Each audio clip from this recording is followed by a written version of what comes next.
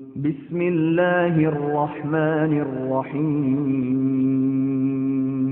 تلك حدود الله ومن يطع الله ورسوله يدخله جنات تجري من تحتها الأنهار خالدين فيها وذلك الفوز العظيم. ومن يعص الله ورسوله ويتعد حدوده يدخله نارا خالدا فيها وله عذاب مهين. واللاتي يأتين الفاحشة من نسائكم فاستشهدوا عليهن 4 منكم، فإن شهدوا فأمسكوهن في البيوت حتى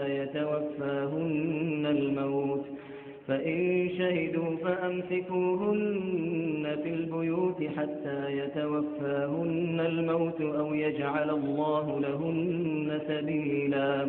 واللذان يأتيانها منكم فآذوهما، فإن تابا وأصلحا فأعرضوا عنهما، إن الله كان توابا رحيما. أعوذ بالله من الشيطان الرجيم. بسم الله الرحمن الرحيم. الحمد لله رب العالمين، نحمده ونستعينه ونؤمن به ونتوكل عليه، ونعوذ بالله من شرور أنفسنا ومن سيئات أعمالنا. من يهده الله فلا مضل له ومن يضلل فلا هادي له. نشهد أن لا إله إلا الله وحده لا شريك له، ونشهد أن محمدا عبده ورسوله. اللهم صل وسلم وبارك على رسولك وحبيبك سيدنا محمد وعلى آله وأصحاب سيدنا ومولانا محمد وعلى جميع الأنبياء والمرسلين ومن اقتدى بهديهم إلى يوم الدين. أعوذ بالله من الشيطان الرجيم. بسم الله الرحمن الرحيم. والله يريد أن يتوب عليكم ويريد الذين يتبعون الشهوات أن تميلوا ميلا عظيما. يريد الله أن يخفف عنكم وخلق الإنسان ضعيفا. صدق الله العلي العظيم. صدق وبلغ رسوله النبي الكريم، ونحن على ذلك من الشاهدين الشاكرين، والحمد لله رب العالمين. طريقة الجمال فمنكرا إذ نحوها تمتد عينه فاجرا، في تحفة عن ذيلا من تذكرا، حديث نهي من النكاه السخبرا، أي زار قابالية واللهبرا، طويلة مهزولة والنهبرا، قصيرة ذاميمة مدبرا، من الأجوز ونكاه الخندرا، معناه في غير المهل مكرا، كلامها الأجوز المدبرا. دين فأقل من صفات قد مضت، يقدمان عندما تعارضت، كانت بهذه له فيما نجد، لها تهدي هذه في من خطب. يا رب صل على من حل بالهرم، طه الرسول الذي قد خص بالكرم. يا رب بالمصطفى بلغ مقاصدنا، واغفر لنا ما مضى يا واسع الكرم.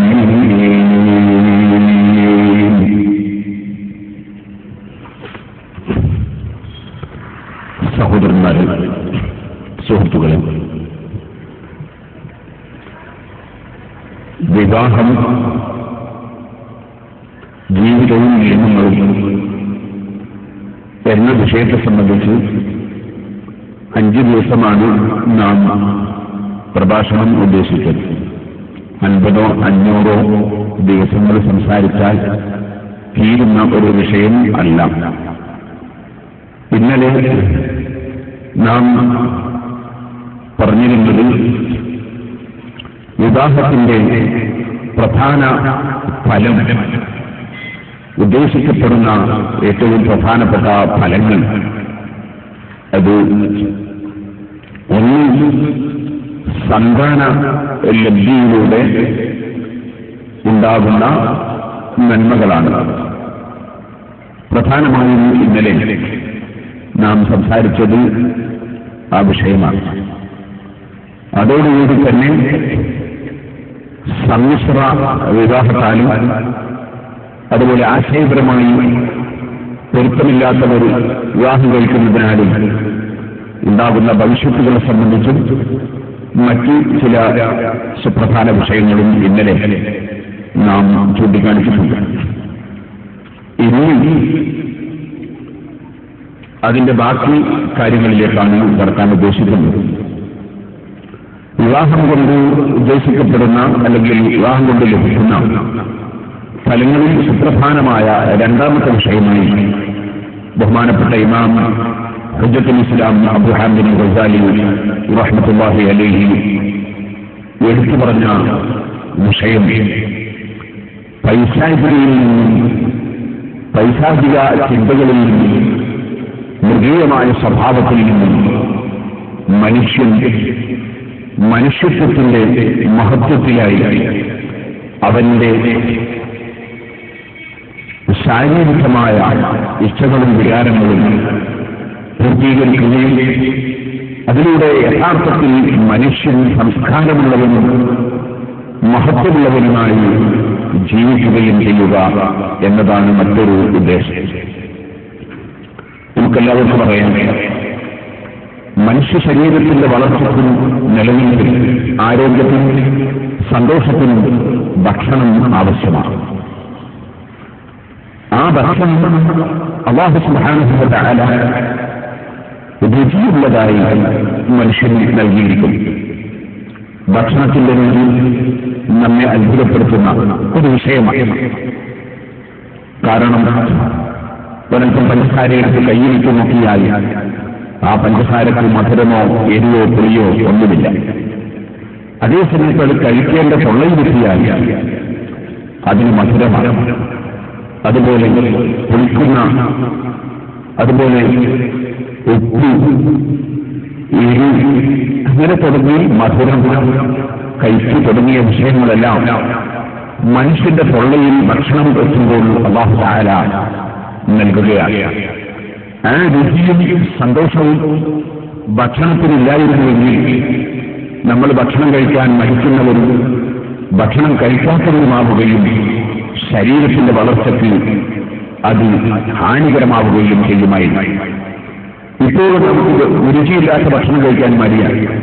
അപ്പൊ രുചി എന്നത് ഭക്ഷണത്തിനും മനുഷ്യന്റെ വായക്കും അല്ലാഹു തആല വെച്ചുകൊടുത്തത് മനുഷ്യന്റെ ആരോഗ്യവും ശാരീരിക വളർച്ചയും ഇവിടെ നിലനിൽക്കാൻ വേണ്ടി അവന്റെ ഒരു ഹിക്മത്താണ്. എന്നാൽ നമുക്കറിയാം, പ്രശംസപ്പെട്ട ഉടനെയുള്ള കുട്ടിക്ക് മുലപ്പാലാണ് ആവശ്യം. മറ്റൊരു നല്ല ക്ലാസ് പത്തിരി ഇട്ട് കൊടുത്താൽ, ബിരിയാണി ഇട്ട് കൊടുത്താൽ ആ കുട്ടി ഇഷ്ടപ്പെടുകയോ ആ കുട്ടിക്ക് അത് ഉപകാരപ്രദമാവുകയോ ചെയ്യുകയില്ലെന്ന് മാത്രമല്ല, അത് അപകടം സംഭവിക്കും. ഇതുപോലെ ഓരോ പ്രായത്തിലും ഓരോ സന്ദർഭത്തിലുമായി മനുഷ്യന്റെ ശാരീരികമായ വളർച്ചയ്ക്ക് ആവശ്യമായ സംവിധാനങ്ങൾ അല്ലാഹു തആല വെച്ചതുപോലെ ഇവിടെ മനുഷ്യകുലത്തിന്റെ, മനുഷ്യവംശത്തിന്റെ നിലനിൽപ്പിനും വർധനവിനും അങ്ങനെ തുടങ്ങി ഒരുപാട് വിഷയങ്ങൾക്ക് വേണ്ടി അല്ലാഹു സുബ്ഹാനഹു വ തആല മനുഷ്യ ശരീരത്തിൽ വെച്ചുകൊടുത്ത ഒരു പ്രധാനപ്പെട്ട വിഷയമാണ് മനുഷ്യന്റെ ലൈംഗികാസ്വാദനങ്ങൾ.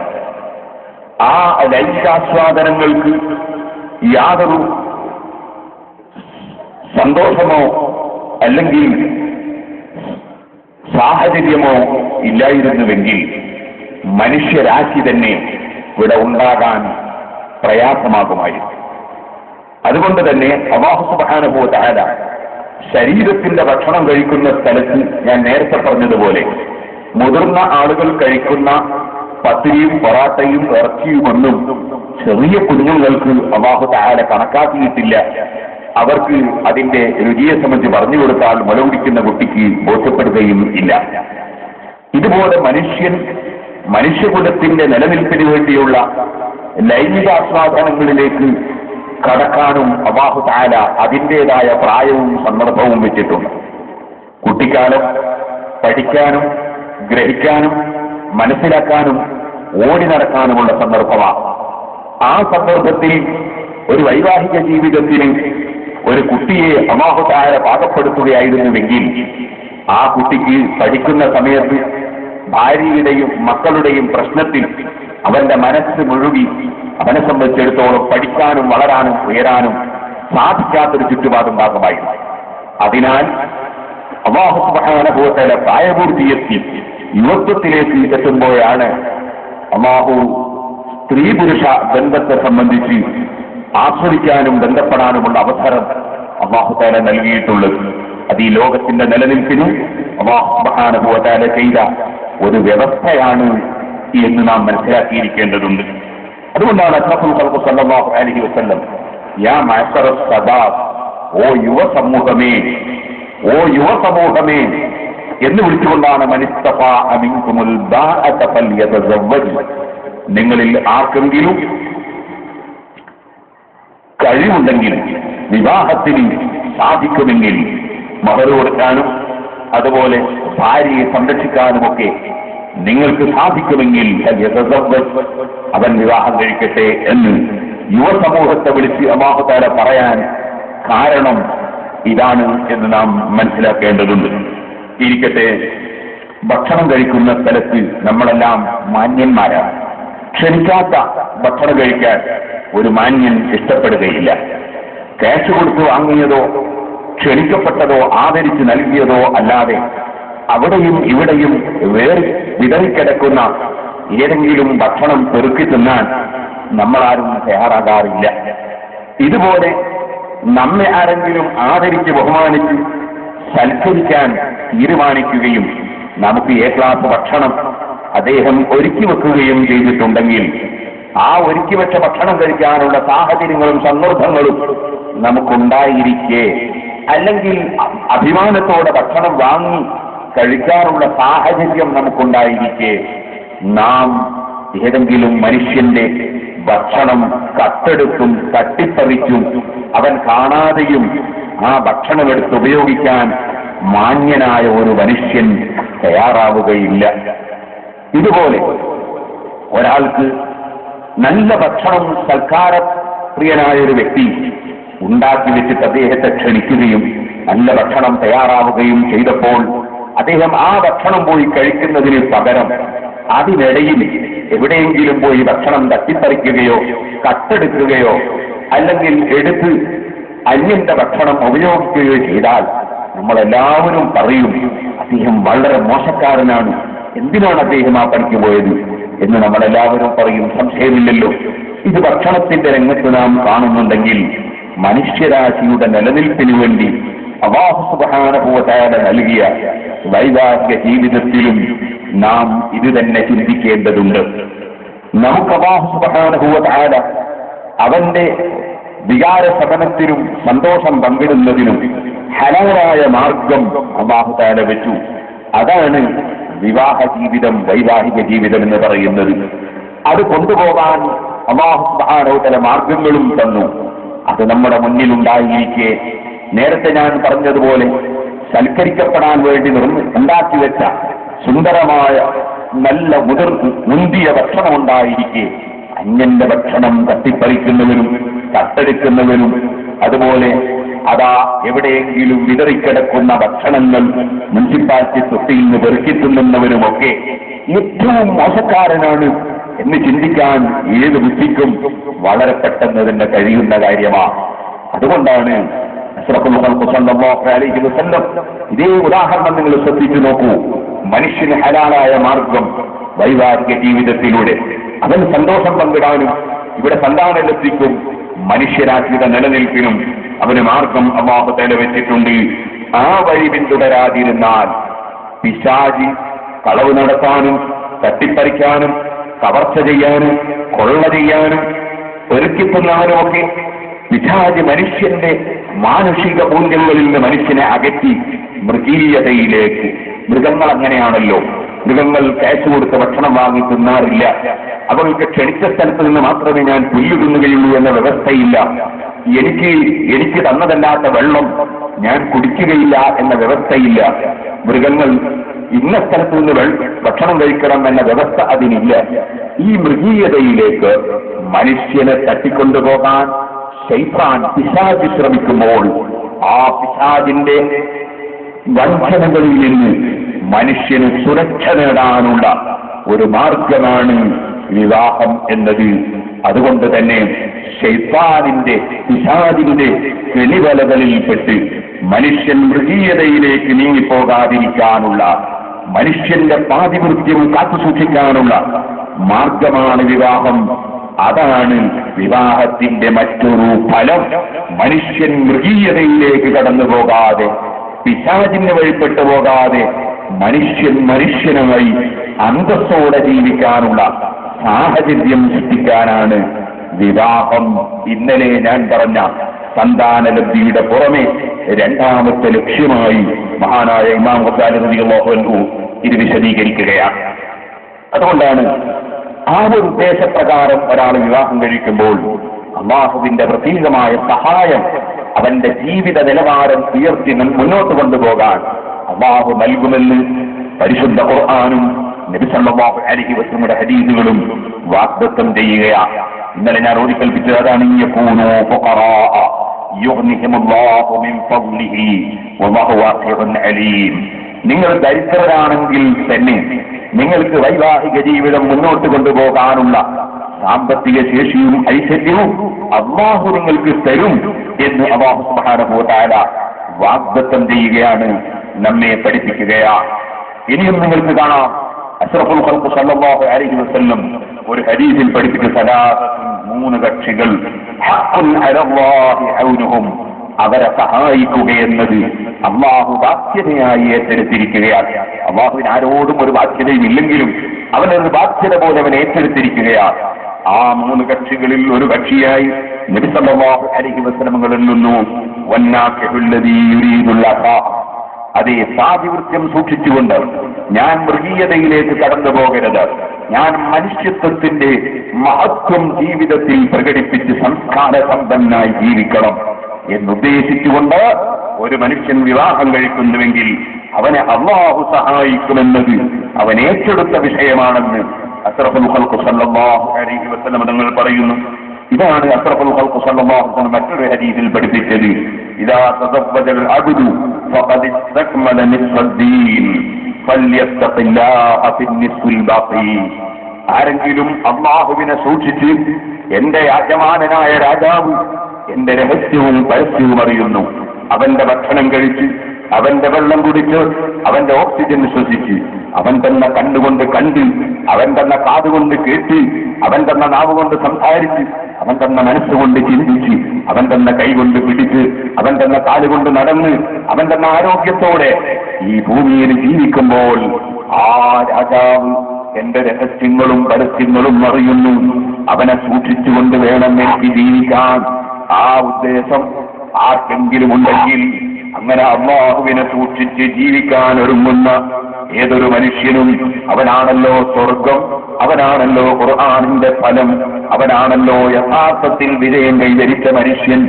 ആ മനുഷ്യൻ ഇദാ തസവ്വജൽ അബ്ദു ഫഖദ് ഇസ്തക്മല നിസ്ഫദ്ദീൻ, അവൻ വിവാഹം കഴിച്ചാൽ അവന്റെ ദീനിന്റെ ജീവിത ചിട്ടയുടെ, അവന്റെ മതത്തിന്റെ, അവന്റെ ജീവിത പരിപാടിയുടെ പകുതി ഭാഗം അവൻ പൂർത്തീകരിച്ചു. അവനിനി ഒരുപാട് തെറ്റുകളിൽ നിന്ന് മോചനം ലഭിച്ചു. അവന് ഭക്തിയോടെ ജീവിക്കാൻ അവസരമൊരുങ്ങി. എന്നിട്ട് പറയാണ് ഇനി ബാക്കിയുള്ള വിഷയത്തിൽ അവൻ ഭക്തിപൂർവം സൂക്ഷിച്ചു ജീവിച്ചു കൊള്ളട്ടെ. അപ്പൊ മനുഷ്യൻ അല്ലാഹുവിന് തഖ്വയുള്ളവനായി ശൈത്താനിന്റെ കെണിവലകളിൽ കുടുങ്ങാതെ പിശാചിന്റെ വഞ്ചനകളിൽ പെട്ടുപോകാതെ മനുഷ്യന് ഉയർന്ന നിലവാരം പുലർത്തി ജീവിക്കാനുള്ള ഒരു വിഷയമാണ് വിവാഹമെന്ന് ചുരുക്കം. ഇനി മൂന്നാമതായി മഹാനായ ഇമാം ഗസാലി റഹ്മത്തുള്ളാഹി അലൈഹി വിവാഹത്തിന്റെ ഫലം പറയുകയാണ്.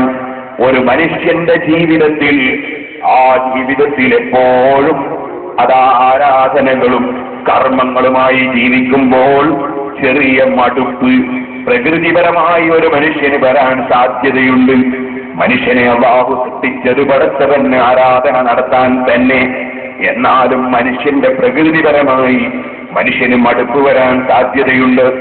ആ മടുപ്പ് വരാതെ മനുഷ്യന് ഇടയ്ക്കൊരു ഉല്ലാസം കിട്ടാൻ, ഒരു ചെറിയ സന്തോഷം കിട്ടാൻ അവന്റെ ഭാര്യയുടെ മുഖത്ത് നോക്കുകയും ഭാര്യയുടെ കൂടെ സന്തോഷം പറയുകയും ഭാര്യയും ഭർത്താവുമായി സന്തോഷം പങ്കിടുകയും ചെയ്യുമ്പോൾ ആ മനുഷ്യന് മടുപ്പില്ലാതെ ഇടയ്ക്കിടയ്ക്ക് സന്തോഷം കൈവന്നുകൊണ്ട് തന്നെ ഇബാദത്തിലും പ്രവർത്തനങ്ങളിലും ഒഴുകി മടുപ്പില്ലാതെ ജീവിക്കാൻ കഴിയുന്നു.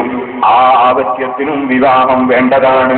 ഇതുകൊണ്ടാണ് പരിശുദ്ധ ഖുർആൻ ഹുവല്ലദീ ഖലഖകും മിൻ നഫ്സിൻ വാഹിദത്തിൻ വജഅല മിൻഹാ സൗജഹാ ലിയസ്കുന ഇലൈഹാ.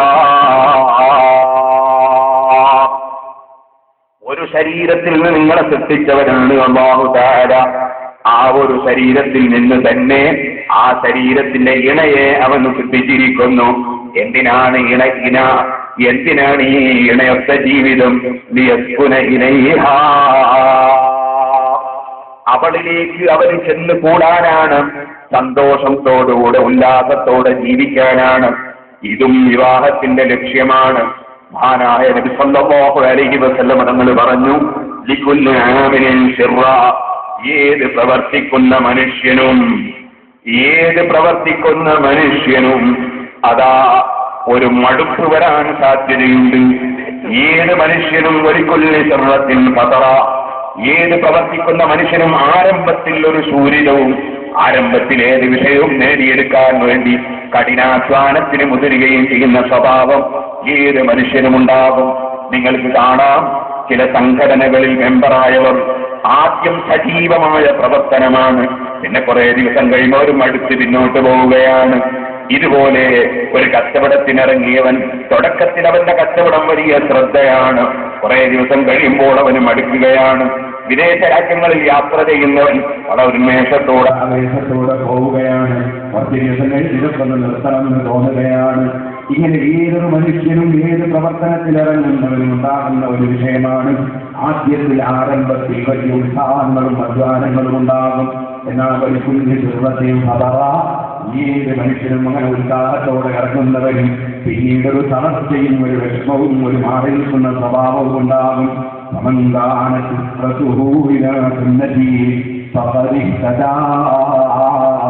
ഇതുപോലെ വിവാദത്തിൽ മുഴുകി ജീവിക്കുന്നവൻ, അതുപോലെ അതാ ജീവിതത്തിന്റെ ഉപാധികളിൽ കച്ചവടത്തിലും ബിസിനസ്സിലും ഒക്കെ മുഴുകി ജീവിക്കുന്നവൻ, ആ ജീവിക്കുന്ന മനുഷ്യന് ആ ജീവിതത്തിന്റെ രംഗത്തോട് ചെറിയ മടുപ്പും പ്രയാസവും വരുമ്പോൾ ആ മനുഷ്യൻ എന്റെ സുന്നത്ത് മുഖേന അവന്റെ തളർച്ച മാറ്റാനൊരുങ്ങിയാൽ അവൻ സന്മാർഗം പ്രാപിച്ചുവെന്ന് സല്ലല്ലാഹു അലൈഹി വസല്ലം പറഞ്ഞു. ദൈവാന്റെ ജീവിതത്തിൽ ഭാര്യയുടെ സന്തോഷം പങ്കിട്ടുകൊണ്ട് അല്ലാഹുവിന്റെ റസൂലിന്റെ സുന്നത്തുമായി ബന്ധപ്പെട്ട് മനുഷ്യ ജീവിതത്തിന്റെ രംഗത്തുള്ള മടുപ്പുകളിൽ നിന്ന് മനുഷ്യന് സുരക്ഷ നേടാൻ വിവാഹം മുഖേന കഴിയുന്നുവെന്നർത്ഥം. ഇത് തന്നെയാണ് സുഹൃത്തുക്കളെ നബി സല്ലല്ലാഹു അലൈഹി വസല്ലം മറ്റൊരു ഹദീസിൽ പറഞ്ഞു,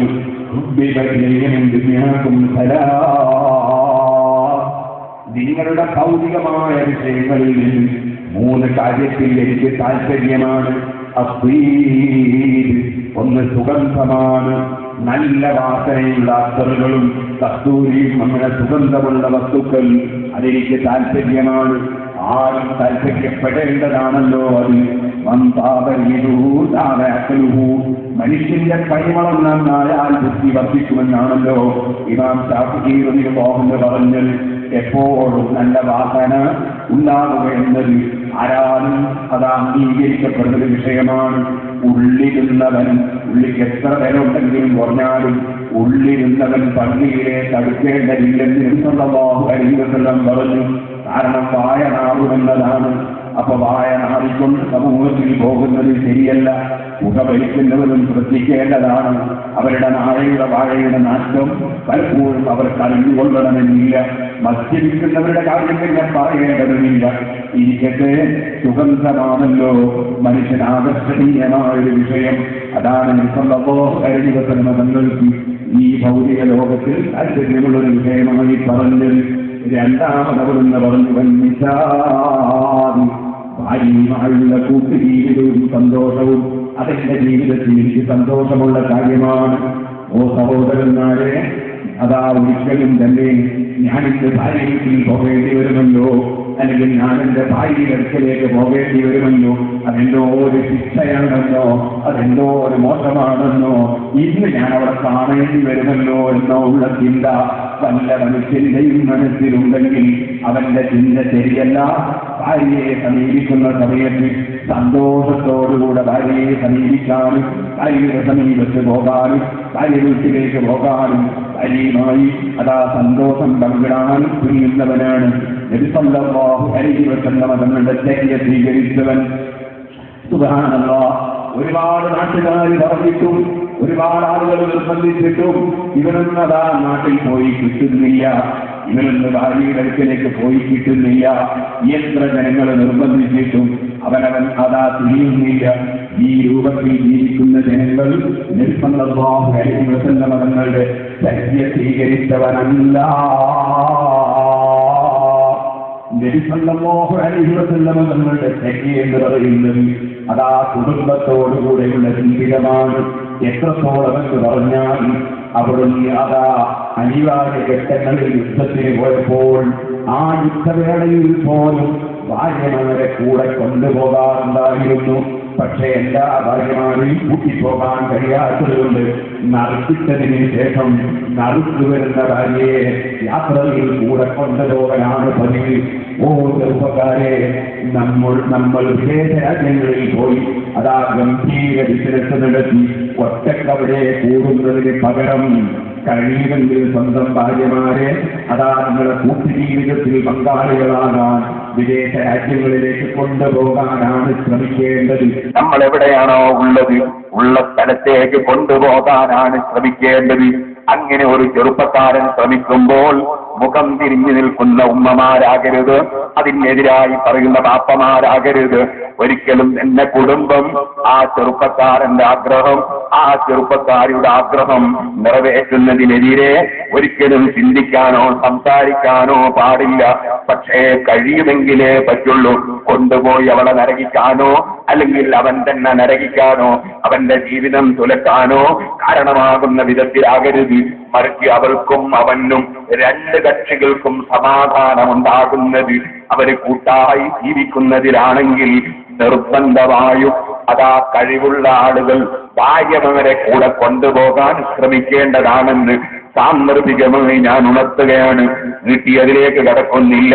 സുബ്ഹാനല്ലാഹ്, സ്വന്തം നാട്ടിലോ അല്ലെങ്കിൽ അല്പം അകലെയോ ബിസിനസ്സുകളോ ജോലികളോ ആയി കഴിയുന്നവർ അവരെന്നും അതാ ബിസിനസ്സിലും അവരുടെ സ്നേഹിതന്മാരുമൊത്തുള്ള ജീവിതത്തിലും അവരുടെ സംഘടനാ പ്രവർത്തനത്തിലുമൊക്കെ മുഴുകുന്നതിനാൽ സ്വന്തം വീട്ടിലേക്ക് പോകാതെ സ്വന്തം ഭാര്യയെ വേദനിപ്പിക്കുന്ന ഒരു ചുറ്റുപാട് ഉണ്ടാക്കുന്നത് ശരിയല്ല. അത് വളരെയേറെ ശ്രദ്ധിക്കേണ്ടതാണ്. സുബ്ഹാനല്ലാഹ്, സ്വന്തം നാട്ടിൽ തന്നെ അല്ലെങ്കിൽ അവനുള്ള പ്രദേശത്ത് തന്നെ ഭാര്യ ഉണ്ടായിട്ടും ഭാര്യയുള്ള വീട്ടിലേക്ക് പോകാതെ പള്ളിയിൽ കിടന്നുറങ്ങുന്ന അല്ലെങ്കിൽ സ്ഥാപനത്തിൽ കിടന്നുറങ്ങുന്ന അത്തരത്തിലുള്ള പ്രവർത്തനങ്ങളിൽ ഏർപ്പെടുന്ന ചിലരുണ്ട്. അത്യാവശ്യത്തിനോ നിർബന്ധ കാര്യത്തിനോ ആണെങ്കിൽ കുറ്റക്കാരല്ല, അല്ലെങ്കിൽ ചെയ്യുന്ന കാര്യം ശരിയല്ല. അതാ സന്തോഷകരമായ ജീവിതത്തിന് വേണ്ടിയാണ്. അതാ വൈവാഹിക ജീവിതം അല്ലാഹു സുബ്ഹാനഹു വ തആല വെച്ചിട്ടുള്ളത് എന്നത് ഓർമ്മിക്കേണ്ടതാണ്. അത്തർ പുരട്ടുന്നത് എനിക്ക് സന്തോഷമുള്ള കാര്യമാണ്. ഭാര്യമാരുമായിട്ടുള്ള ജീവിതവും എനിക്ക് പ്രിയമുള്ള വിഷയമാണ്. മൂന്നാമതായി എന്റെ ജീവിതത്തിൽ ഏറ്റവും സന്തോഷമുള്ള വിഷയം, അതാണ് എനിക്ക് ഏറ്റവും പ്രിയങ്കരമായ കാര്യം. ഖുർറത്തു ഐനി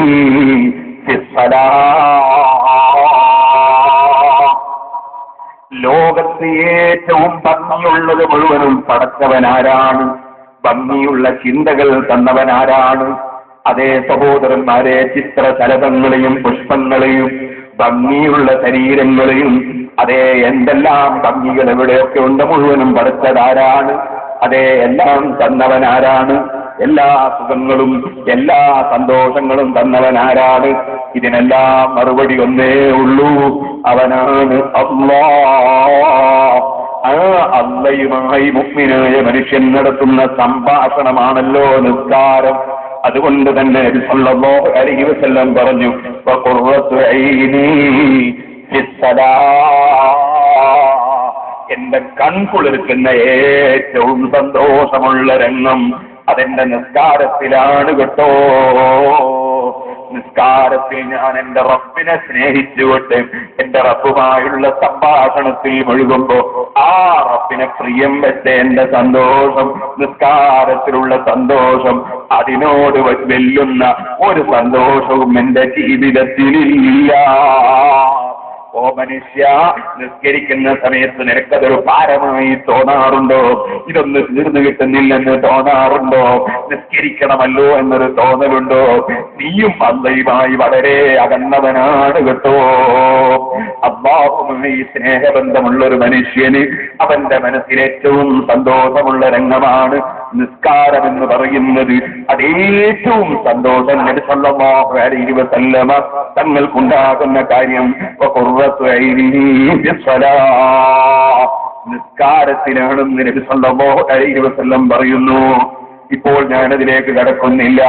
എനിക്ക് ഓർമ്മയില്ല, എന്റെ വന്യഗുരുവായ പുല്ലൂക്കര ഉസ്താദ് അവർക്ക് ഭദ്രത വർദ്ധിപ്പിക്കട്ടെ, മഹാനവറുകൾ പലപ്പോഴും പറയാറുണ്ട്, നിസ്കാരത്തിലേക്ക് രാത്രി സമയത്ത് കടന്നാൽ മനസ്സിലൊരു ചെറിയ വിഷമം മാത്രമേ ഉള്ളൂ. എന്താ വിഷമം? നേരം വെളുത്തു പോകുമോ? നേരം വെളുത്തു പോകുമോ? ഈ നിസ്കാരത്തിന്റെ രസം മുറിഞ്ഞു പോകുമോ? ഈ ഒരൊറ്റ കാര്യം മാത്രമുള്ള എത്രയോ രാത്രികൾ ജീവിതത്തിൽ അനുഭവിച്ചിട്ടുണ്ടെന്ന് സാധാരണ പറയാറുണ്ട്. ഏതൊരു മനുഷ്യനും അല്ലാഹുവുമായി എത്രത്തോളം അടുപ്പമുണ്ടോ, അല്ലാഹുവിനെ എത്രത്തോളം സ്നേഹിച്ചിട്ടുണ്ടോ, അവന് നിസ്കാരത്തിലേക്ക് അടുക്കുമ്പോൾ സന്തോഷമാണ്. എത്രയോ സുന്നത്തുകൾ നിസ്കരിക്കുമ്പോൾ സന്തോഷമാണ്. നേരെ മറിച്ച് അല്ലാഹുവുമായി അകലുമ്പോൾ ഓരോ നിസ്കാരങ്ങളും വെട്ടിക്കുറക്കാൻ എന്തുണ്ട് വഴി, അതിന്റെ റക്കയത്ത് വെട്ടിക്കുറക്കാൻ എന്തുണ്ട് വഴി എന്ന് ചിന്തിക്കുന്ന രംഗത്തേക്ക് മനുഷ്യൻ അധപ്പതിച്ചു പോകും. ആ അധപ്പതനം പൂർണ്ണമായപ്പോഴാണ് സുബ്ഹാനല്ലാഹ് ചില ആളുകൾ അസർ നിസ്കാരം 2 റക്അത്താണെന്ന് വാദിച്ചത്, അതുപോലെ തന്നെ ഇശാഇ 2 റക്അത്താണെന്ന് വാദിച്ചത്, മഗ്രിബും ദുഹറും വേണ്ടെന്ന് വാദിച്ചത്, അതുപോലെ ഫർദും സുന്നത്തുമായ നിസ്കാരങ്ങൾ പലതും തല്ലിപ്പറഞ്ഞതും റക്കയത്ത് വെട്ടിച്ചുരുക്കിയതുമൊക്കെ അല്ലാഹുവായുള്ള അടുപ്പം കുറച്ച് ഈമാനിന് അതാ ഭംഗം വന്നപ്പോഴാണ് കേട്ടോ. ഇതുകൊണ്ടാണ് പരിശുദ്ധ ഖുർആൻ ഇദാ ഖാമൂ ഇല സ്വലാത്തി ഖാമൂ കുസാലാ, കപട വിശ്വാസികളായ ആളുകൾ നിസ്കാരത്തിലേക്ക് എഴുന്നേറ്റ് നിൽക്കുമ്പോൾ മടിയന്മാരായി അലസന്മാരായി നിൽക്കുമെന്ന് ഖുർആൻ പറഞ്ഞതും അതുകൊണ്ട് തന്നെയാണ്. ഇരിക്കട്ടെ, നബി സല്ലല്ലാഹു അലൈഹി വസല്ലം തങ്ങൾക്ക് ഏറ്റവും സന്തോഷമുള്ള 3 കാര്യം, ഒന്ന് അക്ബറാണ്, മറ്റൊന്ന് വൈവാഹിക ജീവിതമാണ്, മറ്റൊന്ന് നിസ്കാരമാണ്. നിസ്കാരത്തിന്റെ സന്തോഷം അത് റബ്ബുമായുള്ള സംഭാഷണമായതിനാൽ അതിനേക്കാൾ സന്തോഷമുള്ള മറ്റൊന്നും അവിടുന്ന് അനുഭവിച്ചിട്ടില്ല. ഓ ചെറുപ്പക്കാരെ, നിങ്ങൾ എത്ര എത്ര ബിസിനസിന്റെ തിരക്കാണെങ്കിലും ശരി, നിങ്ങൾ ഏത് ജോലിയുടെ വിഷയത്തിലാണെങ്കിലും ശരി, നിർബന്ധമായ നിസ്കാരം നിങ്ങൾ ഒരിക്കലും സമയം നഷ്ടപ്പെടുത്തരുതേ ചെറുപ്പക്കാരെ. ഏത് വിവാഹത്തിന്റെ ദിവസമാണെങ്കിലും ശരി, ഏത് പുതിയാപ്പള പോക്കാണെങ്കിലും ശരി, ഏത് കഥാ പെണ്ണിനെ കൂട്ടിക്കൊണ്ടുവരുന്ന ദിവസമാണെങ്കിലും ശരി, ഏത് കല്യാണത്തിന്റെ തിരക്കാണെങ്കിലും ശരി, അതാ എല്ലാം നമുക്ക് തന്നവനും ഭരിക്കുന്നവനും നിയന്ത്രിക്കുന്നവരുമായ ആ റബ്ബിനേക്കാൾ നമുക്ക് ബന്ധമുള്ള ഭാര്യയില്ല, ഉമ്മയില്ല, ബാപ്പയില്ല, ഒരു സൃഷ്ടിയും ഇല്ലേ ഇല്ല. അതുകൊണ്ട് തന്നെ ഏത് കല്യാണ തിരക്കിലും, ഏത് സപ്ലൈ ചെയ്യുന്ന തിരക്കിലും, ഏത് തിരക്കിലാണെങ്കിലും ശരി, നിന്റെ നിസ്കാരം നീ ഒരിക്കലും തന്നെ പെണ്ണേ നീയും നഷ്ടപ്പെടുത്തരുത്. ഓ മുസ്ലിമേ, നിന്റെ ജീവിതത്തിൽ നീ നഷ്ടപ്പെടുത്തരുത് കേട്ടോ. ഞാൻ അതിലേക്കൊരു സൂചന മാത്രം പറഞ്ഞ് വിഷയത്തിലേക്ക് തന്നെ തിരിക്കട്ടെ. അഷ്റഫുൽ ഖൽഖ് സല്ലല്ലാഹു അലൈഹി വസല്ലം തങ്ങൾ അവിടുന്ന് അതാ പറയുന്ന മസ്തഫാദൽ മുഅ്മിനു ബഅദ തഖവല്ലാഹി ഖൈറൻ ലഹു മിൻ സൗജത്തിൻ സാലിഹ. ഒരു ഈമാനുള്ള പുരുഷൻ, ഒരു ഈമാനുള്ള വ്യക്തി അല്ലാഹുവിനെ സൂക്ഷിച്ച് ജീവിക്കുന്നവനാകുന്നതിന്റെ പുറമെ അവൻ സമ്പാദിക്കുന്ന ഏറ്റവും ഉത്തമമായ കാര്യം മിൻ സൗജത്തിൻ സാലിഹ, അതേ സത്മത, സച്ചരിതയായി നടക്കുന്ന, സൽക്കർമ്മിണിയായി ജീവിക്കുന്ന, നല്ല പ്രവർത്തനങ്ങൾ നടത്തുന്ന ഒരു ഭാര്യയാണ്. അവളുടെ സ്വഭാവം എന്താണ്? ഇൻ അമറഹാ അതാഅതുഹു, അവളോടൊരു കാര്യം അവൻ നിർദ്ദേശിച്ചാൽ അവളത് സ്വീകരിക്കും. നല്ല പെണ്ണിന്റെ ലക്ഷണമാണ്. അവളോട് ഭർത്താവ് ഒരു നല്ല കാര്യം പറഞ്ഞാൽ അവളത് വഴിപ്പെടും. വഇന്നവറ ഇലൈഹാ സർവതുഹു, അവളിലേക്ക് അവനൊന്ന് നോക്കിയാലോ ആ നോക്കുന്ന സമയത്ത് അവൾ അവനെ സന്തോഷിപ്പിക്കും. അവൾ മുഖം എറിയൂല, അവൾ മുഖം ധരിപ്പിക്കൂല. അവൾ ഭർത്താവ് നോക്കുന്ന സമയത്ത് പുഞ്ചിരിച്ചുകൊണ്ട് ഭർത്താവിന് സന്തോഷമുണ്ടാകുന്ന നിലയ്ക്ക് ഭർത്താവുമായി അങ്ങോട്ട് പെരുമാറും. വൈൻ അസ്തമ അലൈഹാ അബർറതുഹു, ഇനിയോ ഒരു കാര്യം അവൻ സത്യം ചെയ്തെന്ന് പറഞ്ഞാൽ, നീ ഇന്ന കാര്യം ചെയ്യരുത് എന്ന് സത്യം ചെയ്ത് പറഞ്ഞാൽ, അല്ലെങ്കിൽ നീ ഇന്ന കാര്യം ചെയ്യണം എന്ന് സത്യം ചെയ്ത് പറഞ്ഞാൽ, അബർറതുഹു, അവളാ പറഞ്ഞത് ശരിക്കും അങ്ങ് അവൻ അതാ സാധിപ്പിച്ചു കൊടുക്കും. അവൻ സത്യം ചെയ്ത് കുടുങ്ങിപ്പോകുന്ന ഒരവസ്ഥ ഉണ്ടാവുകയില്ല. ആ ഭർത്താവ് എന്താണോ ആണയിട്ട് പറഞ്ഞത്, ആ പറഞ്ഞത് അവൾ അങ്ങനെ തന്നെ അങ്ങ് നിർവഹിച്ചു കൊടുത്തേക്കും.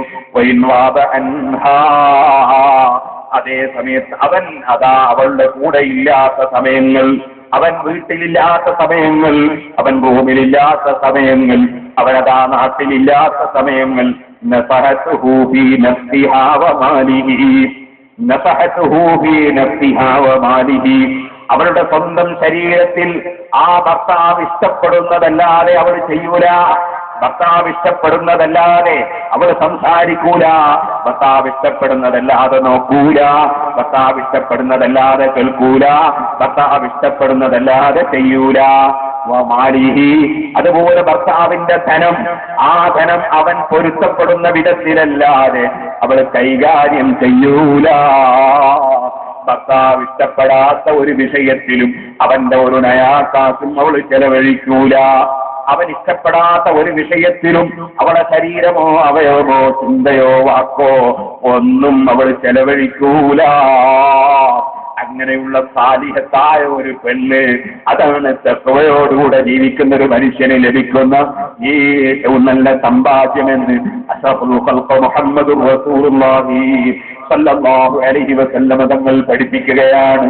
ഇതുകൊണ്ട് തന്നെ ബഹുമാനപ്പെട്ട ഇമാം ഗസാലി റളിയല്ലാഹു അൻഹു വിവാഹം കൊണ്ടുണ്ടാകുന്ന ഫലങ്ങളെ സംബന്ധിച്ച് വിവരിക്കുമ്പോൾ നാലാമതായി പറയുന്നൊരു വിഷയം എന്താണ്? അതെ, അല്ലാഹുവിനെ തഖ്വ ചെയ്ത് പടച്ച റബ്ബിന്റെ ദീനിനു വേണ്ടി പ്രവർത്തിച്ച് നല്ലവനായി ജീവിച്ച് നല്ലവനായി മരിക്കണമെന്ന് കരുതുന്ന ഒരു ഭർത്താവ്, ആ ഭർത്താവിന് സഹായകമായ പ്രവർത്തനങ്ങളിൽ ഭാര്യ മുഴുകുകയും അതിനാൽ അവന് ഒരുപാട് ഭാരങ്ങൾ അവന്റെ ആശ്രം സമ്പാദിക്കുന്നതിൽ അവളതാ ഉറച്ചു കൊടുക്കുകയും ചെയ്യുന്നു. ഉദാഹരണത്തിന് വേണ്ടി പറയട്ടെ, ഒരു പള്ളിയിലെ മുദരിസ് അദ്ദേഹത്തിന് അദ്ദേഹത്തിന് കുറെ കുട്ടികൾക്ക് ക്ലാസ് എടുക്കാനുണ്ട്. ആ ക്ലാസ് എടുക്കുന്ന മുദരിസ് ക്ലാസ് എടുത്ത അല്ലാഹുവിന്റെ ദീനിന്റെ ഇൽമ് ലോകമെമ്പാടും പ്രചരിപ്പിക്കണം. അത് പ്രചരിപ്പിക്കുന്ന ഒരു സമൂഹം ഖിയാമത്ത് നാൾ വരെ നിലനിൽക്കണമെന്ന് അദ്ദേഹം ആഗ്രഹിക്കുന്നു.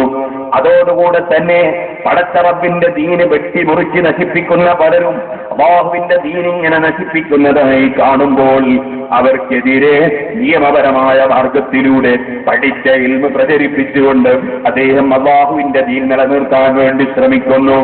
അങ്ങനെ ശ്രമിക്കുന്ന ഒരു പണ്ഡിതനെ സംബന്ധിച്ചിടത്തോളം, അങ്ങനെ ശ്രമിക്കുന്ന ഒരു ദീനീ പ്രവർത്തകനെ സംബന്ധിച്ചിടത്തോളം അവന്റെ വീടടിച്ചു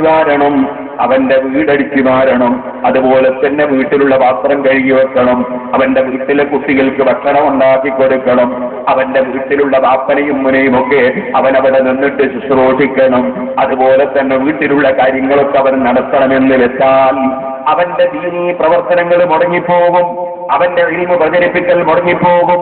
അല്ലാഹുവിന്റെ ദീനിനു വേണ്ടി പ്രവർത്തിച്ചതിന്റെ പേരിൽ അല്ലാഹുവിങ്കിൽ ഉന്നതമായ സ്ഥാനം ലഭിക്കാനും അത് പ്രവർത്തിക്കാൻ ലോകത്താള് കുറവാണല്ലോ. ആ വിഷയത്തിൽ ഞാനൊന്ന് ആത്മാർത്ഥമായി രംഗത്തിറങ്ങി പ്രവർത്തിക്കട്ടെ എന്ന് മനസ്സിലാക്കുന്ന മുഅ്മിനായ ഒരു മനുഷ്യൻ, അല്ലെങ്കിൽ ഒരു പണ്ഡിതനായ മനുഷ്യൻ, ആ മനുഷ്യൻ അവന്റെ വീട് നോക്കണം, കുട്ടികളെ പോറ്റണം, കുട്ടികളെ വസ്ത്രം അലക്കി കൊടുക്കണം, അതുപോലെ തന്നെ ബാപ്പയും ഉമ്മയും ഒക്കെ ശുശ്രൂഷിക്കണം. ഇത്തരം ഭാരം അവന്റെ കഴുത്തിലുണ്ടായാൽ അവനെ സംബന്ധിച്ചിടത്തോളം അവന്റെ ദീനീയായ ആഖിറത്തിന്റെ പ്രവർത്തനത്തിന് വലിയ ഭംഗം വരുമെന്നതിൽ സംശയമില്ലല്ലോ. അതിന് എന്നെ സഹായിക്കാനും എന്റെ മക്കളെ പോറ്റാനും മക്കളെ കുളിപ്പിക്കാനും മക്കളെ വസ്ത്രം അലക്കാനും എന്റെ ബാപ്പക്കും ഉമ്മക്കുമൊക്കെ ശുശ്രൂഷ ചെയ്യാനും എന്റെ പ്രതിനിധിയായി എന്റെ ഭാര്യ നിൽക്കട്ടെ. അതുകൊണ്ട് വൈവാഹിക ജീവിതം കൊണ്ട് എനിക്കങ്ങനെ എന്റെ ദീനീ പ്രവർത്തനത്തിന് ഒരുപാട് ഗുണങ്ങൾ ഭാര്യ മുഖേന ലഭിക്കുന്നു എന്ന ചിന്തയോടെ ഒരു മനുഷ്യൻ വിവാഹം കഴിക്കുന്നുവെങ്കിൽ അവന്റെ വിവാഹം ആഖിറത്തിന് വേണ്ടിയുള്ള വിവാഹമാണ്, ദുനിയാവിന് വേണ്ടിയുള്ള വിവാഹമല്ല. അതും വിവാഹത്തിന്റെ ഉദ്ദേശ ലക്ഷ്യങ്ങളിൽ വളരെ വലിയ ഒരു വിഷയം തന്നെ. അവിടെയാണ് പരിശുദ്ധ ഖുർആനിലെ ആയത്ത് മഹാനായ ഇമാം ഗസാലി റളിയല്ലാഹു അൻഹു ഉദ്ധരിക്കുകയാണ്. മൻ അമില സാലിഹൻ മിൻ ദക്കരിൻ ഔ ഉൻസാ വഹുവ മുഅ്മിനുൻ ഫലനുഹയ്യന്നഹു ഹയാതൻ തയ്യിബ വലനജ്സിയന്നഹും അജ്റഹും ബിഅഹ്സനി മാ കാനൂ യഅമലൂൻ. അല്ലാഹു പറയുന്നു, അതാണോ പെണ്ണോ നല്ല കാര്യം ചെയ്യുന്നവരായാൽ അവർ ഈമാനുള്ള ശരിയായ വിശ്വാസമുള്ളവരായതോടുകൂടെ ഫലനുഹയ്യന്നഹു ഹയാതൻ തയ്യിബ, അവർക്ക് നമ്മൾ സന്തോഷകരമായ ജീവിതം അവരെ നമ്മൾ ജീവിപ്പിക്കും. നബിയേ, ഈ ആയത്തിന്റെ തഫ്സീർ മഹാനായ ഇമാം ഗസാലി റളിയല്ലാഹു അൻഹു മുഫസ്സിരീങ്ങൾ ഉദ്ധരിക്കുന്നു. അസ്സൗജത്തു സാലിഹ, അത്തരം ആളുകൾക്ക് പടച്ചവനെ ഭയപ്പെട്ട് ഭർത്താവിനെ സ്നേഹിച്ച് എന്റെ ഭർത്താവിന്റെ സന്തോഷം ഞാൻ ഈ കാര്യങ്ങളൊക്കെ ഭർത്താവിന്റെ പ്രതിനിധിയായി ചെയ്തു കൊടുക്കുന്നതിലാണെന്ന് മനസ്സിലാക്കി ചെയ്യുന്ന ഒരു നല്ല ഭാര്യയെ അല്ലാഹു അത്തരം ആളുകൾക്ക് കൊടുക്കുന്നു. അതാണ് അല്ലാഹു തആല ഫലനുഹയ്യന്നഹു ഹയാതൻ തയ്യിബ, അവന് സന്തോഷകരമായ ജീവിതം നൽകുമെന്ന് അല്ലാഹു പറഞ്ഞിട്ടുള്ളത് ഖുർആൻ മുഫസ്സിരീങ്ങളിൽ ചിലർ രേഖപ്പെടുത്തുന്നു. അത് ഇമാം ഗസാലി റഹിമഹുല്ലാഹ് എടുത്തുദ്ധരിക്കുന്നു. ഹദീസിൽ നബി സല്ലല്ലാഹു അലൈഹി വസല്ലം തങ്ങൾ പറഞ്ഞു, ലിയത്തഖിദ് അഹദുകും ഖൽബൻ സാക്കിറ വലിസാനൻ അക്റ വസൗജത്തൻ മുഅ്മിനത്തൻ തുഈനുഹു അലാ ആഖിറതിഹി. ഇമാം തിർമിദി റളിയല്ലാഹു അൻഹു റിപ്പോർട്ട് ചെയ്യുന്ന ഹദീസ്, നിങ്ങളിൽ ഏതൊരാളും ഉണ്ടാക്കി വെക്കട്ടെ ഖൽബൻ സാക്കിറ, എല്ലാ അനുഗ്രഹങ്ങളും ചെയ്ത രാജാവായ അല്ലാഹുവിന് നന്ദി ചെയ്യുന്നൊരു മനസ്സ്. ആ നന്ദിയുള്ള മനസ്സ് പോരാ, ആരെല്ലാം ഈ ഭൂമിലോകത്ത് നമുക്ക് ഗുണം ചെയ്തിട്ടുണ്ടോ അവരോടൊക്കെ നന്ദി വേണം. നന്ദിയില്ലാത്ത മനുഷ്യനാകരുത്. മല്ലം യസ്കുരിന്നാസലം യസ്കുരില്ല, മനുഷ്യന് നന്ദി ചെയ്യാത്തവൻ അല്ലാഹുവിന് നന്ദി ചെയ്യൂല. അപ്പൊ നന്ദി, മനുഷ്യന് നന്ദി ചെയ്യാത്തവൻ അല്ലാഹുവിന് നന്ദി ചെയ്യൂല. അപ്പൊ നന്ദി ബോധമുള്ളൊരു മനസ്സ് ഉണ്ടാകണം മനുഷ്യന്. രണ്ടാമത് അല്ലാഹുവിന് ദിക്ർ ചൊല്ലുന്ന നാവുണ്ടാകണം. അല്ലാഹുവിനെ ഓർമ്മിക്കുന്ന ദിക്ർ ചൊല്ലുന്നൊരു നാവ് വേണം. ശുക്ർ ചെയ്യുന്നൊരു ഖൽബ് വേണം. അതിന്റെ പുറമേ എന്ന് പറയുന്നു വസൗജതൻ മുഅ്മിനതൻ തുഈനുഹു അലാ ആഖിറതിഹി. വസൗജതൻ മുഅ്മിന, സത്യവിശ്വാസിനിയായ ഈമാനുള്ളൊരു ഭാര്യ വേണം. ആ ഭാര്യയുടെ സ്വഭാവം എന്താണ്? തുഈനുഹു അലാ ആഖിറതിഹി, അവന്റെ ആഖിറത്തിന്റെ വിഷയത്തിന് വേണ്ടി അവൻ എന്തെങ്കിലും പ്രവർത്തിക്കുമ്പോൾ, അവൻ ആഖിറത്തിന് വേണ്ടി പ്രവർത്തിക്കുമ്പോൾ അവൾ എല്ലാ സഹകരണവും സഹായവും ആ മനുഷ്യന് ചെയ്തു കൊടുക്കുന്നു. അവൾക്ക് പ്രതിഷേധമില്ല, അവൾക്ക് കംപ്ലൈന്റ് ഇല്ല. സുബ്ഹാനല്ലാഹ്, എപ്പോഴും എന്റെ കൂടെ ഇരിക്കാനും എന്റെ വീട്ടിലെ വിഷയങ്ങൾ ചെയ്യാനും എന്നോട് കൂടെ എന്റെ ഭർത്താവിനെ കിട്ടുന്നില്ലല്ലോ എന്ന കംപ്ലൈന്റ് അവളെ മനസ്സിലില്ല. അവന്റെ ആഖിറത്തിന് വേണ്ടി അവൻ അധ്വാനിക്കുമ്പോൾ, ആ ആഖിറത്തിന് വേണ്ടി അധ്വാനിക്കുന്ന ഭർത്താവ് ആഖിറത്തിലെത്തുന്ന സമയത്ത് എനിക്കും അദ്ദേഹത്തോട് കൂടെ ജീവിക്കാൻ അവസരം കിട്ടിയാൽ അതെനിക്കും സമ്പാദ്യമല്ലേ, എന്റെ മക്കൾക്കും സമ്പാദ്യമല്ലേ? ആ ചിന്തയിൽ അവളതാ അവന് ജീവിതത്തിന്റെ ഭാരങ്ങൾ നൽകാതെ ഭാരങ്ങളൊക്കെയും വെട്ടിച്ചുരുക്കി അവൾ ഏറ്റെടുത്ത് നിർവഹിച്ചു കൊടുക്കുന്നു. അവന്റെ ആഖിറത്തിന്റെ പേരിൽ അവൾ അവനെ സഹായിക്കുന്നു. അങ്ങനെയുള്ള ഭാര്യയും ഒരാൾക്കുണ്ടായാൽ അത് വലിയ വലിയ സന്തോഷകരമായ വൈവാഹിക ജീവിതം തന്നെ. പിന്നീട് മഹാനായ ഇമാം ഗസാലി റളിയല്ലാഹു അൻഹു വിവാഹത്തിന്റെ ഫലങ്ങൾ എണ്ണുന്ന കൂട്ടത്തിൽ എണ്ണുകയാണ്. അതെന്താ എണ്ണുന്നത്?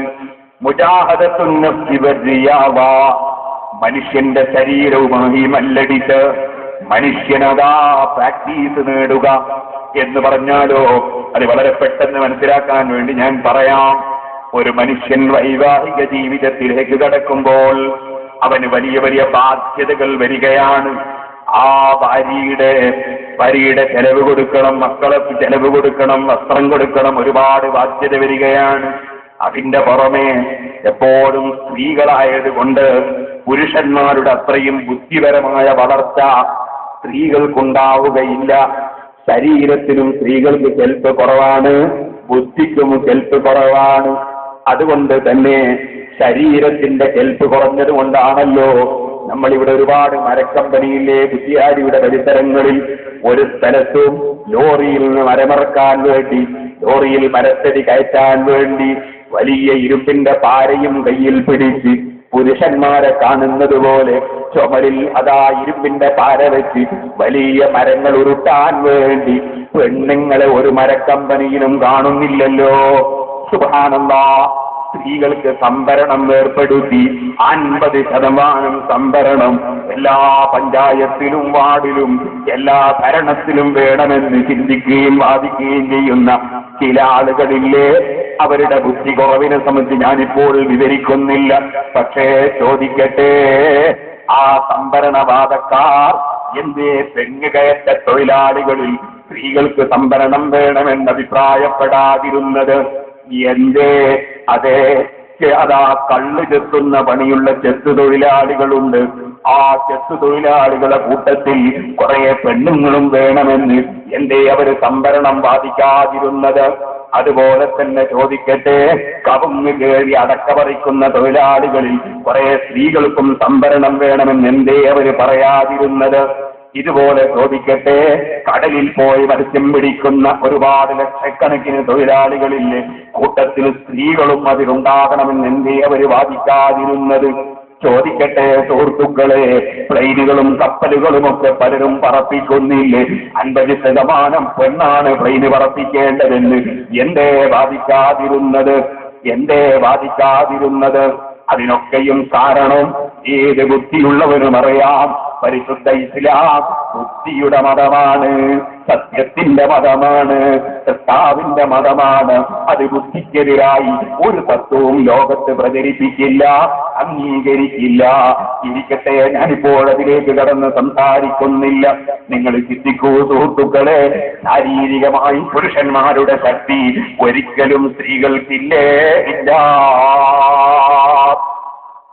നിങ്ങൾ ആരെങ്കിലും ഒരു സ്ഥലത്ത് തല്ലുണ്ടാക്കാൻ പോകാണ്, ഏതെങ്കിലും ഒരു അക്രമിയായ മനുഷ്യൻ എങ്കിൽ അവൻ പെണ്ണുങ്ങളെ കൂട്ടി തല്ലുണ്ടാക്കാൻ പോകുന്നത് കണ്ടിട്ടുണ്ടോ? ഇല്ലല്ലോ. ഏതൊരു മനുഷ്യരും അവനെ ആരെങ്കിലും അക്രമമായി ഇങ്ങോട്ട് തല്ലാൻ വന്നാൽ തന്നെ ഞാൻ ഇവളങ്ങ് ഒരേലാക്കിയിട്ട് വരുന്നതാ പറയാ, അല്ലാതെ ഇവിടെ കൂട്ടി ഞാൻ തല്ലുണ്ടാക്കുന്നു എന്നല്ല പറയാ. കാരണം സ്ത്രീയുടെ ശരീരം, ശാരീരികമായി പുരുഷന്റെ ശക്തി ഒരിക്കലും സ്ത്രീക്ക് ഇല്ല. അതേത് സംവരണവാദക്കാർ വന്നാലും ഏത് ഫെമിനിസ്റ്റുകൾ വന്നാലും അവർക്കൊന്നും ഇതിനെതിരെ ബുദ്ധിയുള്ളവരോട് സംസാരിക്കാൻ കഴിയില്ല. ഇസ്ലാമിനെ കുറ്റം പറഞ്ഞ് നടന്നാ പോരാ. രണ്ടാമതായി ഞാൻ പറയട്ടെ, ശാരീരികമായ ശേഷി കുറവാണെങ്കിൽ ശരീരത്തിന്റെ ഒരു ഘടകമല്ലേ ബുദ്ധി. കൈക്കും കാലിനും കണ്ണിനും മൂക്കിനും കാതിനും ഒക്കെ ശക്തി കുറവുണ്ടെങ്കിൽ ബുദ്ധിക്കും കുറവ് സ്വാഭാവികമല്ലേ. അതുകൊണ്ട് തന്നെ സ്ത്രീകൾക്ക് പുരുഷന്മാരുടെ ബുദ്ധി കൂർമ്മതയില്ലേ ഇല്ല. അതുകൊണ്ടാണ് ഏറ്റവും വലിയ ബുദ്ധി കൂർമ്മതയുള്ളവരെ അമ്പിയാക്കളാകാൻ പറ്റൂ, മുർസലീങ്ങളാകാൻ പറ്റൂ. فواجبهم في حقهم الآمانة وصدقهم وذكره الفطانة ومثل ذات بلغهم لما أتوا ويستهل ذكرك مروا. ഒരാളെ നബിയാണെങ്കിൽ ആ നബിയാകുന്ന വ്യക്തി ബുദ്ധി കൂർമ്മതയുള്ളവരാകണം. അതുകൊണ്ടാണ് വമാകാനത്ത് നബിയൻ ഒരൊറ്റ പെണ്ണിനെയും അല്ല നബിയാക്കി അയച്ചിട്ടില്ല. ശാരീരിക രംഗത്തും ബുദ്ധിയുടെ രംഗത്തും സ്ത്രീക്ക് ചെറിയ വൈകല്യമുണ്ട്, അത് സമ്മതിക്കാതെ നിർവാഹമില്ല. വലിയ ദറജ, പുരുഷന്മാർക്ക് സ്ത്രീകളെക്കാൾ അത്തരം പല വിഷയത്തിലും പദവികളുണ്ട്. പുരുഷനൊരിക്കലും സ്ത്രീയെ പോലെ അല്ല. ഖുർആനിന്റെ പദങ്ങളാണ്.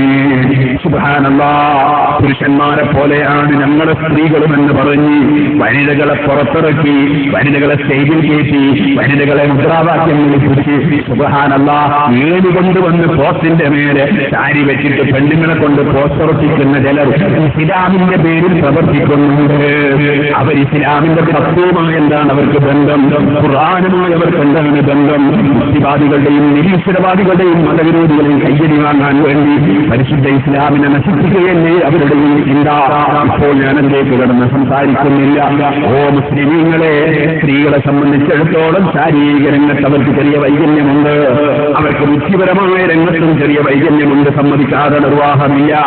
അതുകൊണ്ട് തന്നെ ആ സ്ത്രീകളുടെ ബുദ്ധിപരമായ വൈകല്യം കാരണത്താൽ അവരുടെ സ്വഭാവത്തിലും അവരുടെ പെരുമാറ്റത്തിലും ചെറിയ ചെറിയ വളവുകൾ ഉണ്ടാകും, സംശയമില്ല. നിങ്ങൾ നോക്കൂ, ചെറിയ പിഞ്ചു മക്കളെ നമ്മൾ കാണുന്നില്ലേ, അവരോടതാ നിങ്ങൾ കത്തിയെടുക്കണ്ടെന്ന് പറഞ്ഞ ആ കുട്ടിക്ക് ദേഷ്യം പിടിക്കും, അവർക്ക് കത്തി കിട്ടണം, അവർക്ക് ഉരുളി വെട്ടണം. ചെറിയ കുട്ടികൾക്ക് അവർക്കതാ തീക്കൊള്ളി വലിക്കണം, ഗ്യാസിന്റെ അടുപ്പ് അവർക്ക് കത്തിക്കണം, ഗ്ലാസിന്റെ അടുത്ത് ഇങ്ങനെ അട്ടിയായിട്ട് മൂത്ത മക്കൾ പോകുമ്പോൾ ചെറിയ കുഞ്ഞുങ്ങൾക്കും പോകണം. അതിനെ സമ്മതിച്ചില്ലെങ്കിൽ ഇവർ ശല്യം ഉണ്ടാക്കും, കുട്ടികളിൽ മാന്തും, കടിക്കും, ജലത്തിൽ ഉരുളും, നിലവിളിക്കും, പിന്നെ കിട്ടുന്നതുകൊണ്ട് കല്ലെറിയും. എന്റെ കാരണം ആ കുട്ടിയുടെ ബുദ്ധിയുടെ കുറവാണ്. ഈ കുട്ടിയുമായി ഞാൻ പോകുമ്പോൾ വീണ് പൊട്ടിയാൽ എന്റെ കൈ മുറിയുമെന്ന കുട്ടിക്കറിയില്ല. ഈ കത്തി കൊണ്ട് ഞാൻ ഉള്ളി വെട്ടിയാൽ എന്റെ കൈ മുറിയുമെന്ന കുട്ടിക്കറിയില്ല. ഈ കൊള്ളി വലിച്ചാൽ എനിക്ക് അപകടമാണെന്ന കുട്ടിക്കറിയില്ല. അതുകൊണ്ട് ഈ കുട്ടിക്ക് തോന്നുന്നത് ഉമ്മ എന്റെ എതിരാളിയാണെന്നാണ്, ബാപ്പ എന്നോട് കണ്ണു വയ്ക്കുന്നത് എന്നോട് വെറുപ്പുകൊണ്ടാണ് എന്നാണ്. മൂത്ത കുട്ടികളും വീട്ടിലുള്ള പ്രായമുള്ളവരും എന്നോട് അക്രമം ചെയ്യുന്നുവെന്നാണ് 2.5 വയസ്സുള്ള കുട്ടിക്ക് തോന്നുന്നത്, 2 വയസ്സുള്ള 3 വയസ്സുള്ള കുട്ടിക്ക് തോന്നുന്നത്. അല്ലേ സുഹൃത്തുക്കളെ? അപ്പോൾ അവരെ വാക്കിലും സംസാരത്തിലും പെരുമാറ്റത്തിലുമൊക്കെ അതാ ഈ ബാപ്പയോടും ഉമ്മയോടും മുതിർന്നവരോടും എന്തോ ഒരു അക്രമം ചെയ്യുന്നത് പോലെ ചിലപ്പോൾ പ്രവർത്തിക്കുമ്പോൾ ബുദ്ധിയുടെ കുറവാണ്. ഇതുപോലെ സഹോദരന്മാരെ, പണ്ഡിതന്മാര് മതത്തിന്റെ വിഷയങ്ങൾ വേണ്ടതുപോലെ വിവരിച്ചു കൊടുക്കുമ്പോൾ ചില ആളുകൾക്ക് തോന്നും, എന്തേ മുസ്ലിയാരിത്തരെ പിടിച്ചു മുറുക്കുന്നത്, അയാൾ എന്തിനേ അത് പറയുന്നത്, അയാൾ എന്തിനേ അതിലിടപെടുന്നത് എന്ന് തോന്നും. കാരണം അവന് മനസ്സിലാകുന്നില്ല, അവൻ നരകത്തിലേക്ക് ചാടുമ്പോ അല്ലെങ്കിൽ അവന്റെ കുടുംബം നരകത്തിലേക്ക് ചാടുമ്പോ ഈ പണ്ഡിതൻ ആരോഗ്യം ചെലവഴിച്ച്, അദ്ദേഹത്തിന്റെ സമയം ചെലവഴിച്ച്, അദ്ദേഹം മറ്റു പലതും കൈയൊഴിച്ച് ഇവനെ നരകത്തിൽ നിന്ന് കഥാ രക്ഷപ്പെടുത്താൻ വേണ്ടി കഠിനാധ്വാനം ചെയ്യുകയാണ് ഈ പണ്ഡിതനെന്ന് ബുദ്ധിയില്ലാത്ത മനുഷ്യന് മനസ്സിലാകുന്നില്ല. ഇതുപോലെ തന്നെ സഹോദരന്മാരെ, ഭർത്താക്കന്മാർ അവരെ സാഹചര്യങ്ങൾ പലപ്പോഴും ഭാര്യ പറയുന്നത് പോലെയുള്ള തട്ടം, അവൾ പറയുന്നത് പോലെയുള്ള പൊന്ന്, അവൾ പറയുന്നത് പോലെ പോലെയുള്ള ഭക്ഷണം, അവൾ പറയുന്നത് പോലെയുള്ള വീട്, അവൾ പറയുന്നത് പോലെയുള്ള അടുക്കള, അവൾ പറയുന്നത് പോലെയുള്ള പാത്രം, അവൾ പറയുന്നത് പോലെയുള്ള തീന്മേശ, അവൾ പറയുന്നത് പോലെയുള്ള കസേര, അവൾ പറയുന്നത് പോലെയുള്ള പ്രവർത്തനങ്ങൾ ചെയ്യാൻ ചിലപ്പോൾ ഭർത്താവിന്റെ സാഹചര്യം അനുവദിക്കുന്നുണ്ടാവുകയില്ല. അങ്ങനെ വന്നാൽ ചിലപ്പോൾ അവൻ കടം പിടിച്ചു പോകും, അല്ലെങ്കിൽ അവനതാ മനുഷ്യന്മാർക്കിടയിൽ കുടുങ്ങിപ്പോകും, അല്ലെങ്കിൽ അതാ അവനെ സംബന്ധിച്ച് മറ്റുള്ളവർ തെറ്റിദ്ധരിക്കും. ഇങ്ങനെ 100 പ്രശ്നങ്ങൾ അവനുണ്ട്. അതിന്റെ പേരിൽ ഈ ഭർത്താവ് അതിന് തുനിയാതിരിക്കുമ്പോ ഞാൻ നേരത്തെ പറഞ്ഞ പിഞ്ചു മക്കളില്ലേ, അവരെ മനസ്സിന് കുഴപ്പമുണ്ടായിട്ടല്ല, അവർ ഈ ബാപ്പയെയും ഉമ്മയും തെറ്റിദ്ധരിക്കുന്നത് പോലെ ഈ ബുദ്ധി കൂടുതലില്ലാത്ത ചില സ്ത്രീകൾ അവരെ ഭർത്താവിനെ തെറ്റിദ്ധരിക്കുന്നു. അതിന്റെ പേരിൽ ഭർത്താവിനുമായി അവൾ വഴക്കടിക്കുന്നു, ഭർത്താവിനോട് അനാവശ്യം സംസാരിക്കുന്നു, ഭർത്താവിനോട് വേണ്ടാത്ത കാര്യങ്ങൾ അവൾ പറയുന്നു. അങ്ങനെ അവൾ അതാ ഭർത്താവിന്റെ ബാപ്പയോട്, ഭർത്താവിന്റെ ഉമ്മയോട്, ഭർത്താവിന്റെ കുടുംബത്തോടൊക്കെ അവൾ വഴക്കടിക്കുന്നു. കാരണം ഈ പെണ്ണിന്റെ ബുദ്ധി കുറവാണ്. അങ്ങനത്തെ സാഹചര്യം വരുമ്പോൾ അവിടെ ആ പെണ്ണിന്റെ ദുസ്വഭാവത്തിൽ ക്ഷമിച്ചുകൊണ്ട്, ആ പെണ്ണിന്റെ ദുസ്വഭാവത്തിൽ ക്ഷമിച്ചുകൊണ്ട്, അത് അവൾക്ക് അറിവില്ലാത്തത് കൊണ്ടാണെന്ന് മനസ്സിലാക്കി പറ്റാത്ത വാക്ക് പറയുമ്പോൾ പുഞ്ചിരിച്ചുകൊണ്ട് അതിനെ നേരിടുകയും, ചെറിയ പിഞ്ചുമക്കളെ ആ മക്കൾക്ക് വിവരമില്ലാത്തതിനാൽ ഉമ്മയെ കടിക്കുകയും മാന്തിപ്പറിക്കുകയും ചെയ്യുമ്പോൾ ആ ഉമ്മ ആ പിഞ്ചുകുട്ടിയെ വെറുക്കാതെ, പിഞ്ചുകുട്ടിയെ എതിർക്കാതെ ആ പിഞ്ചുകുട്ടിയെ എടുക്കുകയും അതുപോലെ ചുംബിക്കുകയും മടിയിലിരുത്തുകയും ആ കുട്ടിയോട് സന്തോഷം പങ്കിടുകയും ചെയ്യുന്നത് പോലെ ഈ ഭാര്യയുടെ ദുസ്വഭാവം തീരെ പരിഗണിക്കാതെ ആ ഭാര്യയോട് അങ്ങേയറ്റത്തെ സ്നേഹം പ്രകടിപ്പിച്ചുകൊണ്ട് അതാ ഭർത്താക്കന്മാര് ജീവിച്ച് പഠിക്കണം. അങ്ങനെ ജീവിച്ച് പഠിച്ചാലോ, അങ്ങനെ ജീവിച്ച് പഠിച്ചാൽ അവന്റെ ശരീരത്തെ അവൻ പാകപ്പെടുത്തിയെടുത്തു, അവന്റെ ശരീരത്തെ അവൻ പാകപ്പെടുത്തിയെടുത്തു. അങ്ങനെ ശരീരത്തെ ക്ഷമിച്ചുകൊണ്ട് പാകപ്പെടുത്തിയെടുക്കാൻ, പ്രയാസം സഹിക്കാൻ, അതിലൂടെ നേർവഴിയിലേക്ക് മറ്റുള്ള ജനങ്ങളെയും കൂടി നയിക്കാൻ, സേവനം ചെയ്യാൻ, ഹലാലായ വിഷയങ്ങൾ ഭാര്യയ്ക്കും മക്കൾക്കും വേണ്ടി അധ്വാനിച്ച് തേടിയുണ്ടാക്കി അധ്വാനിച്ച് പഠിക്കാൻ, സന്താനങ്ങളെ പരിപാലിക്കുന്നതിൽ ശ്രദ്ധ ചെലുത്തി അവനത് അധ്വാനം ശീലിക്കാൻ, അതേ അനുയായികളെ എങ്ങനെയാണ് വളർത്തേണ്ടതെന്ന് പഠിക്കാൻ, ശിഷ്യന്മാരെ എങ്ങനെയാണ് വളർത്തേണ്ടതെന്ന് പഠിക്കാൻ, ഉയരം കുറഞ്ഞ കുട്ടികളെ എങ്ങനെയാണ് പൊറ്റിയെടുക്കേണ്ടതെന്ന് പഠിക്കാൻ, ഇതിനെല്ലാം വൈവാഹിക ജീവിതം സഹായകമാകുന്നു എന്നതിനാൽ അങ്ങനെ പ്രാക്ടീസ് നേടലും വൈവാഹിക ജീവിതത്തിന്റെ ഒരു ഉദ്ദേശ ലക്ഷ്യമായി ബഹുമാനപ്പെട്ട ഇമാം ഗസാലി റളിയല്ലാഹു അൻഹു വിശദീകരിക്കുന്നു. മനുഷ്യന്റെ സ്വഭാവം എന്താണെന്നറിയോ? ഇമാം ഗസാലി റളിയല്ലാഹു അൻഹു പറയുന്നു, എല്ലാവർക്കും സൂക്ഷിക്കണം, ആർക്കും അധ്വാനിക്കാൻ കഴിയില്ല. ഈ അധ്വാനം എന്ന ഒരു പ്രയാസമുള്ള വിഷയം സുബ്ഹാനല്ലാഹ് നിങ്ങൾ കാണുന്നില്ല. ചില ആളുകൾ സംഘടനാ പ്രവർത്തകരായിരിക്കും, പക്ഷെ ഒരു അധ്വാനത്തിന് പ്രസിഡന്റാകാൻ, സെക്രട്ടറിയാകാൻ, ചെയർമാനാകാൻ, അത് ഖജാൻജിയാകാൻ എന്താവുന്നാലും അതേസമയത്ത് അധ്വാനിക്കാൻ പറ്റുമോ? ആ മഹല്ലത്തിൽ എല്ലാ വീട്ടിലും ഓടി നടക്കും ഒരു 100 രൂപയിൽ ഇരിക്കാൻ ഇന്ന് കഴിയില്ല, നമുക്ക് നാളെ നോക്കാം, നാളെ പിന്നെ അവന്റെ അഡ്രസ് ഉണ്ടാവില്ല. അതുപോലെ സുബ്ഹാനല്ലാഹ് നോട്ടീസ് ഒട്ടിക്കാനാവില്ല, പിന്നെ എന്തൊരു ഒട്ടിച്ച് നമുക്ക് വായിക്കാനാണുണ്ട്.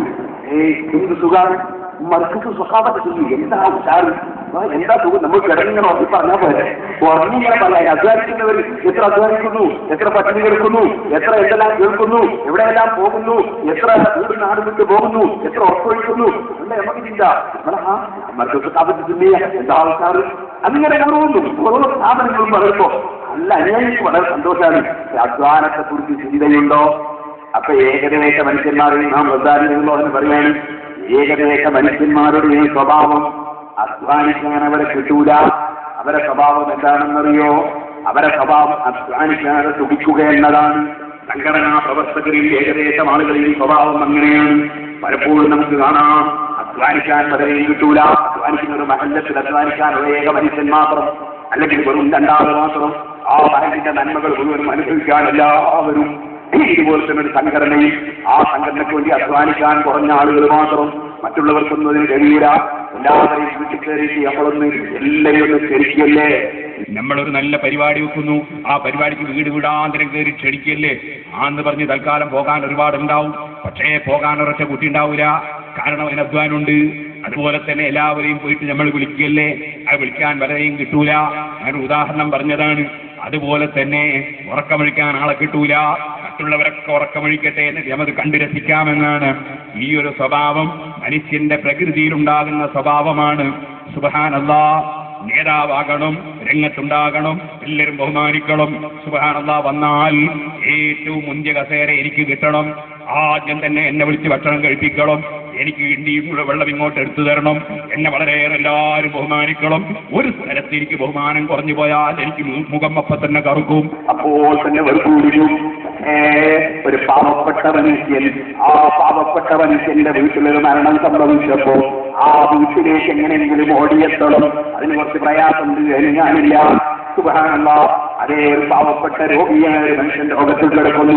അവിടെ ചെന്ന് നോക്കണം. എനിക്കൊരായിരം ജോലിയിൽ അതിൻ്റെ പയാൽ ചെന്ന് നോക്കാനാവോ?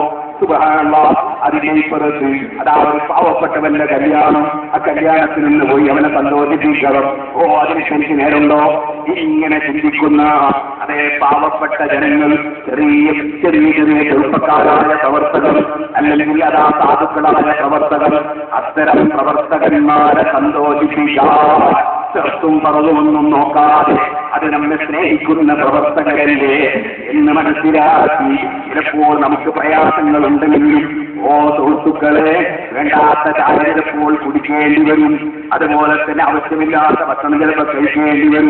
ആവശ്യമില്ലാത്ത കാര്യങ്ങൾ പലരും ചെയ്യേണ്ടി വരും. അതൊക്കെയും മനുഷ്യൻ പ്രവർത്തന രംഗത്തുണ്ടാകുമ്പോൾ ആവശ്യമാണ്. ചിലപ്പോൾ നേരത്തെ ക്ഷണിക്കാത്ത കല്യാണത്തിന് അപ്പോൾ വിളിച്ചാൽ തന്നെ പോകേണ്ടി വരും. അതെല്ലാം ഒരു പ്രവർത്തിക്കുന്ന മനുഷ്യനുണ്ടാകേണ്ട സ്വഭാവങ്ങളാണ്. അത്തരം സ്വഭാവമൊന്നുമില്ലാതെ നല്ല സുഖമല്ലേ, നന്നായി കട്ടിലവരെ ചാരിക്കിടക്കുക, കുട്ടികൾ അടുത്ത് വന്നാൽ കാത്തെടുക്കുക, ആളുകൾ ബഹുമാനിക്കുമ്പോൾ ബഹുമാനം അംഗീകരിച്ച് ഏറ്റുവാങ്ങുക. ആരും കുറ്റം പറയുന്നില്ല. കാരണം മൂപ്പരൊരു കുറ്റവും പറയാനില്ലല്ലോ. കാരണം മൂപ്പരെ കൊണ്ട് ഒരു വിഷമവും ഇല്ലല്ലോ.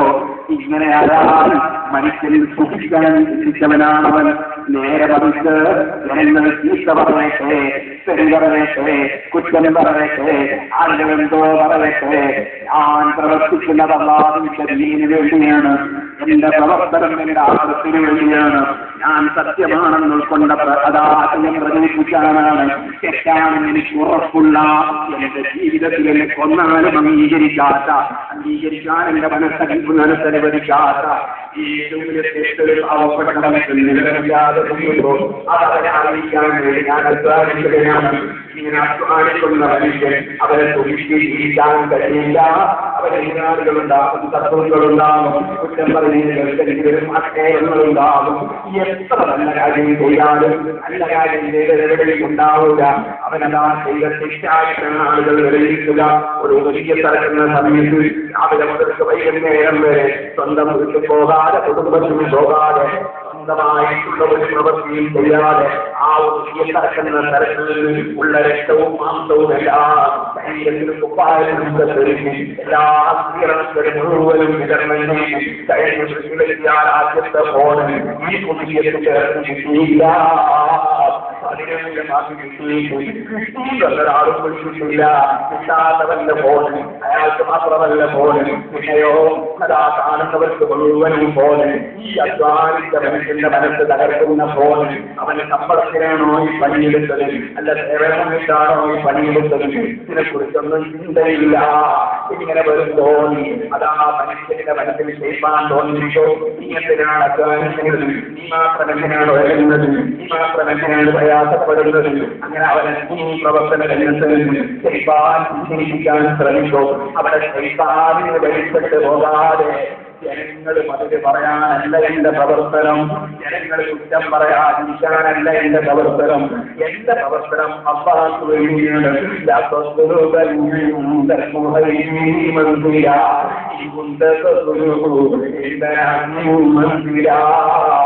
എന്റെ മത്തിനു വേണ്ടി മാത്രമാണ് പ്രവർത്തിക്കുന്നത്.